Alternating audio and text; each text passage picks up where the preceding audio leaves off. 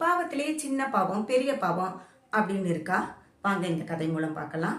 ஒரு துறவி கிட்ட 2 நபர் போறாங்க.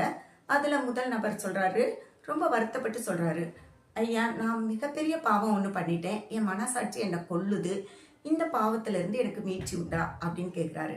2வது நபர் சொல்றாரு, நான்லாம் இந்த நபர் அளவுக்கு பெரிய பாவம்லாம் எதுவும் செய்யலை, சின்ன சின்ன பொய்கள் ஏமாற்றுகள் அதெல்லாம் செஞ்சுருப்பேன், இதுக்கெல்லாம் என் தண்டனை கூட இருக்காதுன்னு நான் நினைக்கிறேன் அப்படின்னு சொல்கிறாரு. இந்த துறவி சிரிச்சுக்கிட்டே முதல் நபரை கூப்பிட்டு நீங்கள் போய் ஒரு பெரிய பாறைக்கல்லை எடுத்துகிட்டு வாங்க அப்படின்னு சொல்கிறாரு. 2வது நபரை பார்த்து சொல்கிறாரு, நீங்கள் ஒரு மூட்டையை எடுத்துக்கிட்டு அதில் சின்ன சின்ன கல்லாக புறக்கி போட்டுட்டு வாங்க அப்படின்னு சொல்கிறாரு. 2 பேரும் போகிறாங்க.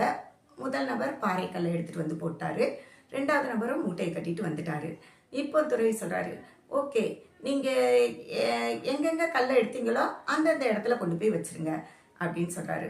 முதல் நபர் அழகாக ஒரு கல்லை தூக்கிட்டு திருப்பி போய் அந்த இடத்துல வச்சுட்டாரு. 2வது நபர் திருன்னு முடிச்சுக்கிட்டு இருக்காரு.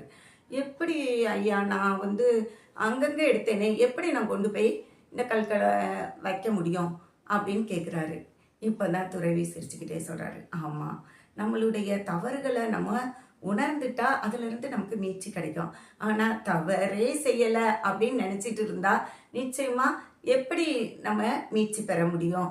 நீங்கள் என்னென்ன இடத்துல தவறு பண்ணீங்கன்னே உங்களுக்கு தெரியலை அப்படிங்கும்போது எப்படி அதுக்கான மீட்சி உங்களுக்கு கிடைக்கும் அப்படின்னு கேட்குறாரு. ஆமாம், நம்ம கூட சின்ன பாவம் பெரிய பாவம் அப்படின்னு வகை பிரிச்சுக்கிட்டு இருப்போம். சின்ன பாவமாக இருந்தாருன்னா பெரிய பாவமாக இருந்தாருன்னு சின்ன சின்ன பாவங்களை பெருசாக மூட்டை கட்டி நம்ம சுமக்கணுமா? நம்ம சின்ன சின்ன தவறுகள் செய்யும் போதே திருத்தி வாழ ஆரம்பிச்சிட்டோம்னா நம்ம வாழ்க்கை நிச்சயமாக நிம்மதியாக இருக்கும். வாழ்க்கை நிற்கட்டும்.